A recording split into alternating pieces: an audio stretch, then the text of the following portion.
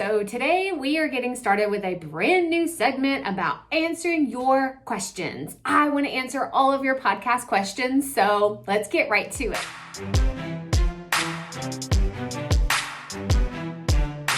So this question comes from a community member and it says, do you have a blog as a spinoff of your podcast? And my answer is yes, absolutely. And here's why. So I want you to have the ability to drive traffic somewhere else. Like, I think it's fantastic that you have a podcast and that you're able to speak to your audience and communicate with them through your podcast, through audio, but don't just let it stop there. I'm actually reading a book that is fantastic. It's called Content 10X by Amy Woods. So shout out, Amy.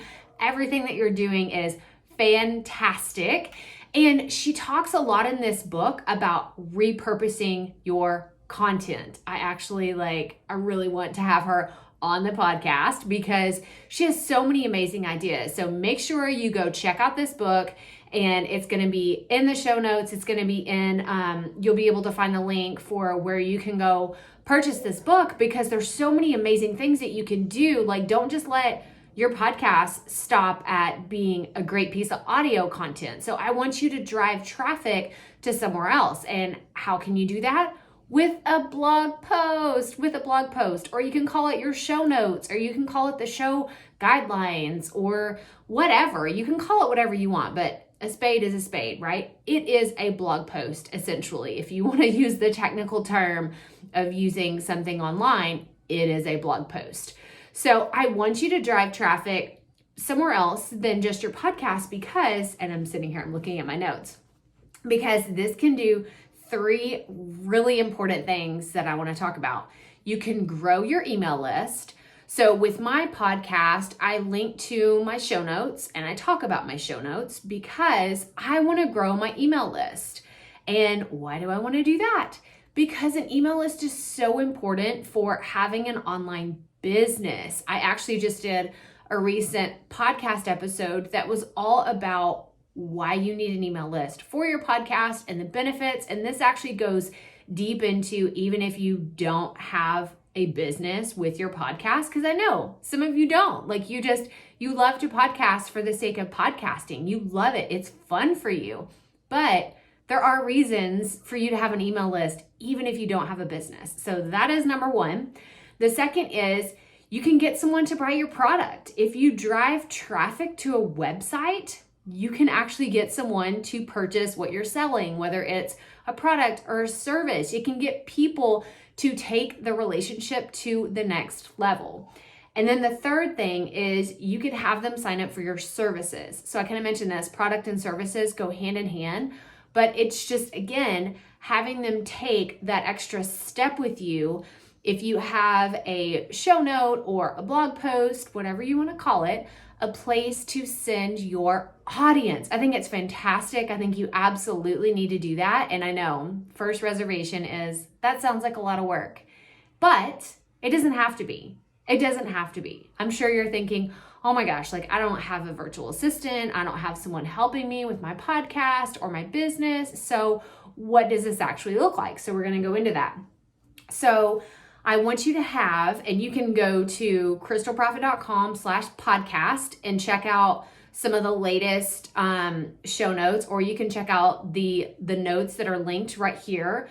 But I want you to see this in action, and you can go to, let's just say, here's the perfect one, krystalproffitt.com/episode 115. That is all about how to grow an email list with your podcast. It's the perfect one to go listen to. But you're going to see that at the top, there is an audio file. Why is that important? Because that shows someone that lands on your page that this is for a podcast.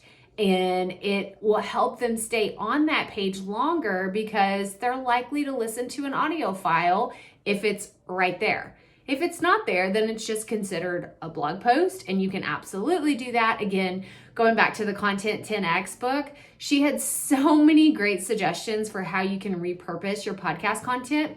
But for the sake of just talking about using your podcast and a blog post like hand in hand, I want you to have the audio file at the top. And then the next thing I want you to have is the supporting information about that particular episode. So there are two types of episodes that I use for the Proffitt podcast, and that is a solo episode and an interview episode. And the information that you're going to put within a blog post will look different depending on whether it's for solo or an interview.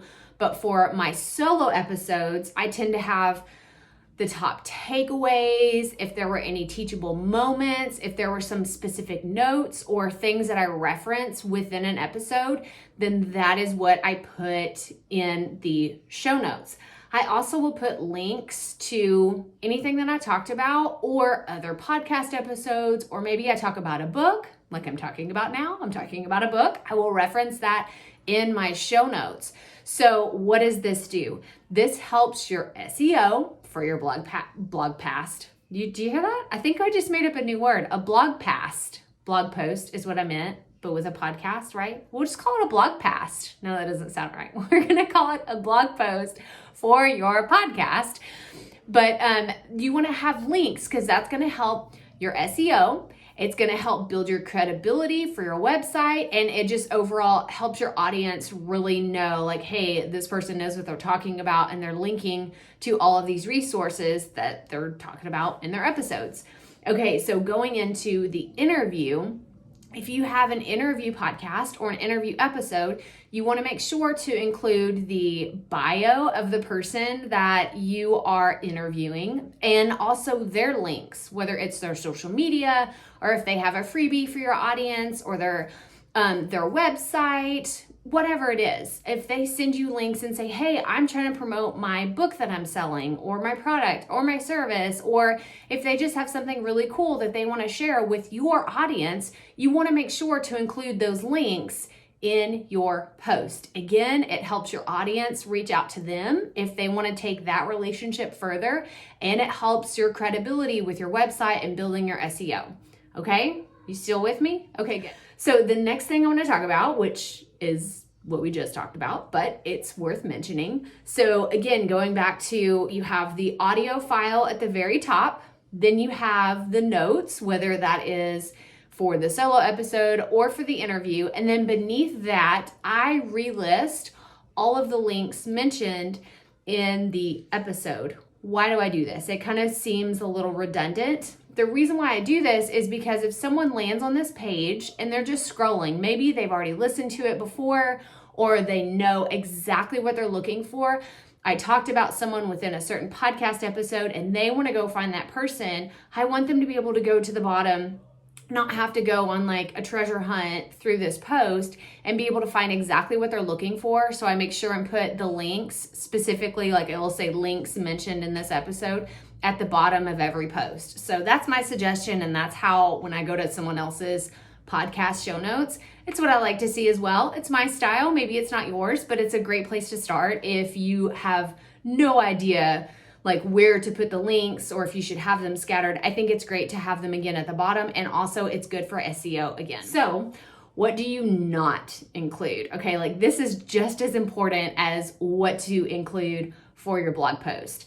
So my notes here say a messy transcription of the audio. And I'm very passionate about this because I can tell you, I've never listened to a podcast episode and then gone to a website or, a page and seen messy transcriptions and thought, I'm so grateful that these are out here just like this. Never, not once. It's never happened. And it's not going to happen for you either. Your listeners are not going to be impressed if you take the audio transcription of your podcast episode and slap it on a website.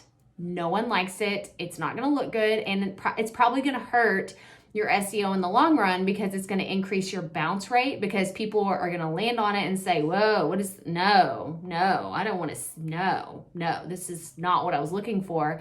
And so they're going to leave. So that's not what you want to do. You want to have an attractive looking blog post with headers and separations. Pictures are great too, but you just do not want to take the transcription of your audio and slap it up on a blog post. It's not going to be good for anybody. The next note that I have is it may be good for SEO for the transcription, but it's not good for the user experience. And to me, that's more important than just good SEO. If you want to just increase your SEO, then put the transcriptions on another page. Like have them in a link or put them in a PDF and then put them on another page, but don't let that be like the main page that people land on for your show notes. So I wanted to make sure and talk about, I do have a podcast episode about SEO for podcasts. So make sure you go check that out, because if you are brand new to SEO, you have no idea what I'm talking about, then that can absolutely help you. And if you want to know more about show notes and podcast descriptions, then I encourage you to go listen to the episode where I talk about that in great detail, because I'm going to tell you exactly what podcast descriptions are, what show notes are, and the difference between the two, because they can be confusing for brand new podcasters, and I don't want you to be confused on any of the descriptions that we have for your podcast. Comment below if you are interested in learning more about SEO for podcast and you want to know exactly how it all works together, because I've done some podcast trainings on this, but I've never done a video. So let me know in the comments if that would be helpful for you. Okay, let's get back to it. Hey y'all, Krystal here today, and I am experimenting with a brand new way of delivering great podcast content to you, and I would love to hear your feedback on what you think of this video. Did you enjoy it? Did you like hearing an actual question from the podcast community? Let me know. And let me know if you found this valuable. Give me a thumbs up if you found this helpful, and make sure that you subscribe below. That way you don't miss any of the podcast videos that we put out every single week. And remember, keep it up. We all have to start somewhere.